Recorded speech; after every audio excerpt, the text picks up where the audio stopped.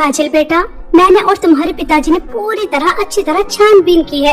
यह स्कूल बिल्कुल सुरक्षित है। इस स्कूल में एक भी छिपकली नहीं है।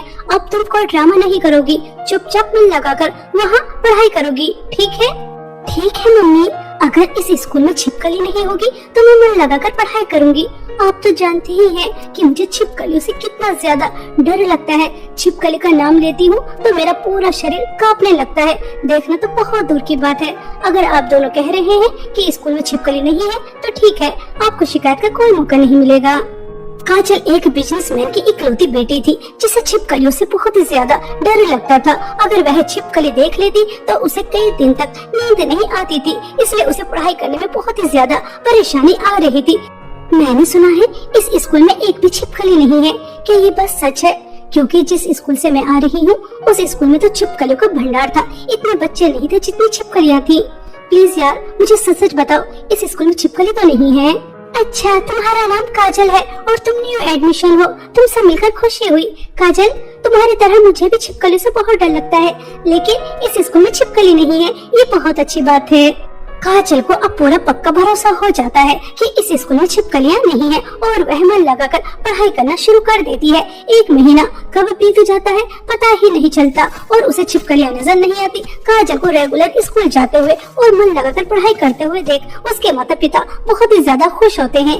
ऐसे ही समय बीत रहा था। एक दिन क्लास टीचर क्लास में आती है और सभी बच्चों से कहती है, गुड मॉर्निंग स्टूडेंट, मैंने तुमसे क्या कहा था कि मुझे तुम सभी बच्चे 1,000 रुपए ला कर दोगे और अपने पेरेंट्स और स्कूल में किसी को भी इस बारे में पता नहीं होना चाहिए। लेकिन इस बात को 1 हफ्ते से ऊपर हो गया, लेकिन किसी ने अभी तक मुझे पैसे नहीं दिए। ऐसा क्यों? मैम, हमारी तो फीस जमा हो गई, फिर आप एक्स्ट्रा पैसे क्यों मांग रही हैं और किसी को बताने के लिए मना कर रही हैं? अगर कोई प्रोजेक्ट है या फिर हमें पिकनिक पर जाना है, अगर वहाँ पैसे जाने हैं तो हम आपको पैसे दे देंगे, लेकिन बिना वजह आपको पैसे हम क्यों दें? काजल, आजकल तुम्हारी बहुत जबान चल रही है और मुझे लगता है कि तुमने इन बच्चों को भी अपने जैसा ही बना दिया। मैं तुम्हारी टीचर हूँ और तुम स्टूडेंट बनकर ही रहो। मेरी टीचर बनने की कोशिश मत करो। मैंने जो कहा वो कर देना। मुझे सभी बच्चे 1,000 रुपए ला कर देना। आई बात समझ में? इतना कहकर कविता मैम चली जाती हैं। कविता मैम के जाने के बाद सभी बच्चे एक जगह इकट्ठा हो जाते हैं और वह आपस में बातें करते हैं। पूरे स्कूल में सबसे ज्यादा लच्चड़ और बदतमीज कविता मैम ही है। जब इनका पीरियड आता है मुझे बहुत ही ज्यादा गुस्सा आता है। अच्छा पढ़ाती भी नहीं है और बिना वजह पिटाई भी करती है और एक्स्ट्रा पैसे भी मंगाती है। यार, हमारे इतने बड़े स्कूल में फीस जमा हो जाती है, यही बहुत बड़ी बात है। अब हम 1,000 रुपए कहाँ से ला कर देंगे? काव्या, क्या तुम्हें पता नहीं, अगर पैसे नहीं ला कर दिए तो बिना वजह हमारी पिटाई तो होगी ही और हमारे नंबर काटे जाएंगे, वो अलग। पैसे तो हमें ला कर ही देने होंगे। मेरे पापा तो बहुत बड़े बिजनेसमैन हैं, मैं चाहूँ तो दे सकती हूँ, लेकिन मैं नहीं दूंगी। अत्याचार सहना कोई अच्छी बात नहीं है। अगर कविता मैम हमसे बिना वजह पैसे मांग रही है अपनी जरूरतों को पूरा करने के लिए, तो हमें उसे रोकना चाहिए, अपनी आवाज उठानी चाहिए। हमें प्रिंसिपल मैम से कविता मैम की शिकायत करनी चाहिए। क्यों दोस्तों, मैं ठीक कह रही हूँ ना? तुम दोगे ना मेरे साथ? हाँ, हम तुम्हारा साथ जरूर देंगे। चलो प्रिंसिपल मैम के पास चलते हैं और कविता मैम की शिकायत करते हैं। काजल सभी बच्चों को आवाज उठाना सिखा देती है और सभी बच्चे एक साथ इकट्ठा होते हैं और प्रिंसिपल मैम के पास जाकर कविता मैम की शिकायत लगा देते हैं। कुछ समय बाद प्रिंसिपल मैम कविता मैम को अपने पास बुलाती हैं और बच्चों के सामने उन्हें बहुत बातें सुनाती हैं। कविता मैम, यह मैं क्या सुन रही हूँ? तुम एक टीचर हो और टीचर होकर ऐसी हरकतें कर रही हो। तुम बच्चों को ऐसी शिक्षा दे रही हो, तुम्हें शर्म आनी चाहिए। तुम हमारे स्कूल की पुरानी टीचर हो, इसलिए मैं तुम्हारी एक गलती को माफ कर देती हूँ। आगे से ऐसी गलती नहीं होनी चाहिए। तुम बच्चों से एक्स्ट्रा पैसे नहीं मंगवाओगी। आई बात समझ में? कविता मैम गुस्से से तिल मिला जाती है कि काजल की वजह से आज उन्हें प्रिंसिपल मैम की इतनी ज्यादा खरी खोटी बातें सुननी पड़ी। प्रिंसिपल मैम खुद तो कुर्सी पर आराम से बैठ जाती हैं और सभी बच्चों की फीस लेती रहती हैं। सुबह से लेकर दोपहर तक तो हमें ही पढ़ाना पड़ता है। हम इतनी मेहनत करके बच्चों को पढ़ाते हैं और मिलता क्या है? चंद रुपये। अगर मैं अपनी जरूरतों को पूरा करने के लिए बच्चों से कुछ पैसे मंगवा ही लेती हूँ तो प्रिंसिपल मैम को क्यों मिर्ची लग रही है? और ये सब कुछ काजल की बच्ची की वजह से हुआ है। जब से ये हमारे स्कूल में आई है तब से सभी बच्चों को बोलना सिखा दिया, वरना पहले सभी बच्चे भीगी बिल्ली की तरह मेरी बात मानते थे, लेकिन अब नहीं। मुझे कोई और रास्ता निकालना ही पड़ेगा। कविता मैम को काजल पर बहुत ही ज्यादा गुस्सा आ रहा था और वह उसे सबक सिखाना चाहती थी। ऐसे ही समय बीत रहा था। एक दिन कविता मैम को पता चलता है कि काजल को छिपकलियों से बहुत ही ज्यादा डर लगता है और बस क्या था, कविता मैम को एक मौके की तलाश थी और वह मौका उन्हें मिल जाता है। एक दिन वह अपने साथ नकली छिपकली लेकर आती है और वॉशरूम के बाहर फेंक देती है। जैसे ही काजल वॉशरूम से बाहर निकलती है और वह नकली छिपकली को देखती है तो वह डर जाती है और जोर जोर से चिल्लाती है, छिपकली, छिपकली, इस स्कूल में छिपकली है, कोई है, मुझे बचाओ, छिपकली, अरे कोई है, मुझे बचाओ छिपकली से। ऐसा कहकर काजल शोर मचाना शुरू कर देती है। स्कूल के सभी टीचर्स, प्रिंसिपल मैम, कविता मैम और सभी बच्चे इकट्ठा हो जाते हैं और प्रिंसिपल मैम छिपकली को उठाकर काजल से कहती है, काजल बेटा शांत हो जाओ, कुछ भी नहीं है। अरे देखो नकली छिपकली थी और तुम तो नकली छिपकली से डर गई। देखो कुछ भी नहीं होता, मैंने कैसे हाथ में पकड़ रखा है, चलो शांत हो जाओ। थैंक गॉड, नकली छिपकली है, मुझे लगा असली है, मेरी तो जान ही निकल गई थी। Sorry principal ma'am, sorry teachers, मेरी वजह से आप लोगों को इतनी परेशानी हुई। काजल को जब पता चलता है कि नकली छिपकली है तो उसकी सांस में सांस आती है और वह सभी टीचर्स को सॉरी बोलकर क्लास में आ जाती है। और कविता मैम को पता चल चुका था कि काजल को छिपकलियों से कितना ज्यादा डर लगता है और नकली छिपकली से बात नहीं बनने वाली। और छुट्टी हो जाने के बाद वह घर जा रही थी कि तभी उन्हें रास्ते में एक तांत्रिक बुढ़िया मिलती है जिससे कविता मैम टकरा जाती है। तभी वह तांत्रिक बुढ़िया कहती है, मुझे जैसे ही तूने छुआ मुझे पता चल गया कि तेरे अंदर क्या चल रहा है। मैं एक तांत्रिक बुढ़िया हूँ और मैं जानती हूँ कि तुझे पैसों की कितनी ज्यादा जरूरत है और तू पैसे कमाने के लिए कुछ भी कर सकती है और मुझे प्यारे प्यारे मासूम बच्चों की जरूरत है, खासकर कन्याओं की। अगर तू मुझे 10 कन्या ला कर देगी तो मैं तुझे सोने में तोल दूंगी। हा।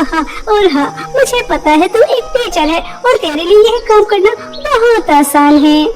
अगर मैं एक टीचर हूँ तो आपको क्या लगता है कि मैं बच्चों को स्कूल से आसानी से निकाल सकती हूँ? बिल्कुल भी नहीं।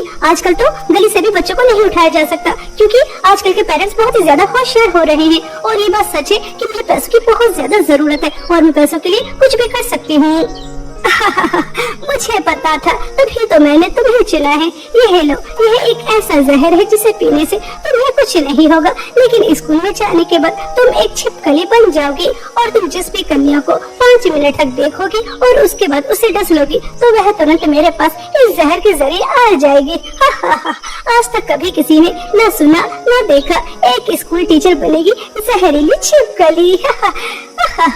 चलो मैंने मान लिया कि यह जहर पीने से मैं छिपकली बन जाऊंगी, लेकिन फिर मैं अपने असली रूप में कैसे आऊंगी? ज्यादा कुछ नहीं, अपनी आंखें बंद कर 3 बार यह मंत्र दोहराना। कविता मैम उस तांत्रिक बुढ़िया की बात अच्छी तरह से समझ जाती हैं और वह बहुत ही ज्यादा खुश होती है। और अगले दिन जब कविता मैम स्कूल आती है तो वह बहुत खुश थी क्योंकि उन्हें बहुत सारा पैसा मिलने वाला था। और जो भी लड़की कविता मैम को अकेली खड़ी मिलती वह उसके सामने जाती और छिपकली का रूप लेती और 5 मिनट तक उसे घूर घूर कर देखती रहती, जिस वजह से वह लड़की वहाँ से गायब हो जाती। इसी तरह उन्होंने 3 लड़कियों के साथ ऐसा कर लिया था। स्कूल से 9 लड़कियाँ गायब हो चुकी थी, जिसकी चर्चा पूरे स्कूल में होने लगती है और सभी पेरेंट्स आकर शोर मचाना शुरू कर देते हैं।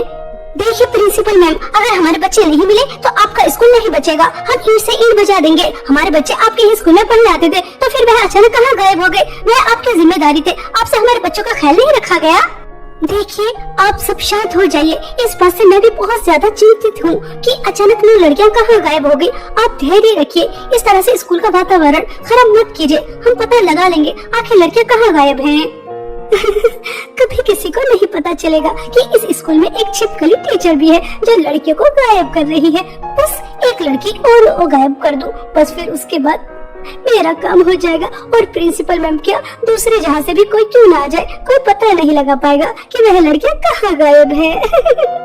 ऐसा सोचकर कविता मैम बहुत ही ज्यादा खुश हो रही थी और वह बस एक लड़की की तलाश में थी, लेकिन सभी बच्चे एक साथ इकट्ठा थे जिस वजह से उन्हें एक लड़की नहीं मिल पा रही थी। और प्रिंसिपल मैम ने जांच एजेंसी को बुला रखा था, सबकी पूछताछ हो रही थी, लेकिन कोई पता नहीं चल पा रहा था कि लड़कियां कहाँ गायब हैं। ऐसे ही एक दिन कविता मैम को काजल वॉशरूम से बाहर अकेले आते हुए नजर आती है। मेरा शिकार आ रहा है काजल, वैसे भी इससे मुझे अपना पुराना हिसाब किताब चुकता करना है। ऐसा सोचकर कविता मैम काजल के पास जाती हैं और छिपकली बनने लगती हैं। काजल कविता मैम को छिपकली बनता हुआ देखकर डर जाती है और वह डर से डरते कहती है, कविता मैम आप छिपकली, आपको 10 रुपया है? मैं आपकी सच्चाई सबको बता दूंगी, सबको बता दूंगी। मैं आपको नहीं छोड़ूंगी।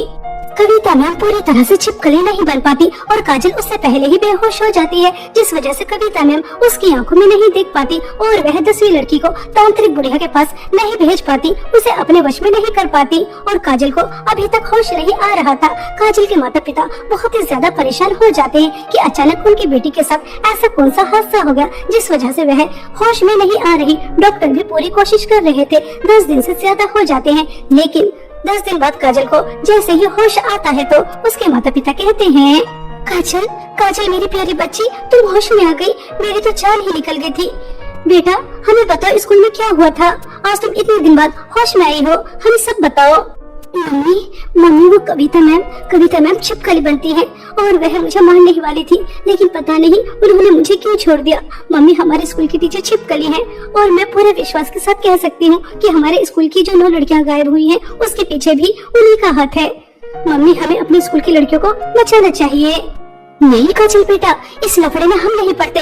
हम शहर छोड़कर कहीं दूर चले जाएंगे। जब कोई टीचर छिपकली बन सकती है तो वह कितनी ज्यादा खतरनाक होगी। हमें ऐसे खतरनाक लोगों से पंगा नहीं लेना चाहिए। माँ मैं इतनी स्वार्थी नहीं हो सकती, अपने स्कूल के दोस्तों को मुसीबत में नहीं छोड़ सकती। मैं कविता मैम का असली चेहरा सबके सामने लेकर ही आऊंगी, चाहे इसके लिए मुझे कुछ भी करना क्यों न पड़ जाए, चाहे इसके लिए मेरी जान ही क्यों न चली जाए। काजल का साहस और हिम्मत देखकर उसके माता पिता बहुत खुश होते हैं और वह भी उसका साथ देने के लिए तैयार हो जाते हैं। काजल अपने माता पिता के साथ तुरंत स्कूल जाती है और प्रिंसिपल मैम को कविता मैम की सारी सच्चाई बताती है। जिस तरह उसने उन्हें छिपकली बनते हुए देखा, प्रिंसिपल मैम काजल की बात पर भरोसा कर लेती है और वह कविता मैम के ऊपर नजर रखने लगती है। जब 10 लड़के पूरी नहीं हो पाई थी तो तांत्रिक बुढ़िया कविता मैम को अपने पास बुलाती है और उससे कहती है, कैसी टीचर है तू? तुझे मैंने इतनी ज्यादा शक्ति दी छिपकली बनने की, फिर भी तू मेरा एक छोटा सा काम नहीं कर पाई। तू मेरे किसी काम की नहीं है, तुझे तो मैं मारूंगी ही, लेकिन तेरे साथ साथ तेरे स्कूल की यह 9 लड़कियां भी मरेंगी। मैंने तेरे हाथ में इतना खतरनाक जहर दिया, जहरीली छिपकली बनाई, फिर भी काम नहीं कर पाई। काम चोर टीचर, पढ़ने के लिए तैयार हो जा। तांत्रिक बुढ़िया तो मुझे नहीं मार सकती। मैंने पैसों के लालच में आकर बहुत बड़ी गलती कर दी। मैंने अपनी ही स्कूल की लड़कियों को तेरे हवाले कर दिया, छिपकली का रूप लिया, जिस रूप को लेकर मुझे इतनी ज्यादा कठिनाइयों का सामना करना पड़ता था। किसी ने बिल्कुल सही कहा है, लालच बुरी बला होती है। देख बुढ़िया, मुझे और मेरे बच्चों को छोड़ दे। वह तांत्रिक बुढ़िया कविता मैम और उन लड़कियों को नहीं छोड़ती, लेकिन तभी वहाँ पर काजल प्रिंसिपल मैम के साथ पुलिस को लेकर आ जाती है और वह पुलिस उस तांत्रिक बुढ़िया का सारा तामझाम फेंक देते हैं और उस तांत्रिक बुढ़िया और कविता मैम को अरेस्ट कर लेते हैं। तभी प्रिंसिपल मैम कविता मैम को जोर से थप्पड़ मारकर कहती है, तुम एक टीचर होकर एक तांत्रिक बुढ़िया की बातों में आती, सिर्फ पैसों के लालच में। तुम जैसे टीचर का हमारे समाज में कोई काम नहीं, अब तुम जेल में सड़ोगी। अगर काजल हिम्मत और साहस से काम नहीं लेती तो आज पता नहीं क्या अनर्थ हो जाता। मैं इन बच्चों के पेरेंट्स को क्या जवाब देती। चली जाओ मेरी नजरों से दूर। कविता मैम को उनके लालच की बहुत अच्छी तरह सजा मिल जाती है। उन्हें कई साल की सजा हो जाती है और वह जेल में अपनी जिंदगी व्यतीत करती हैं और उनसे टीचर का पद भी छीन लिया जाता है। और प्रिंसिपल मैम काजल की बहुत ही ज्यादा प्रशंसा करती हैं और सभी बच्चे भी काजल से बहुत खुश होते हैं। और इस तरह काजल हिम्मत और साहस से एक छिपकली टीचर को सजा दिला देती है और मन लगाकर पढ़ाई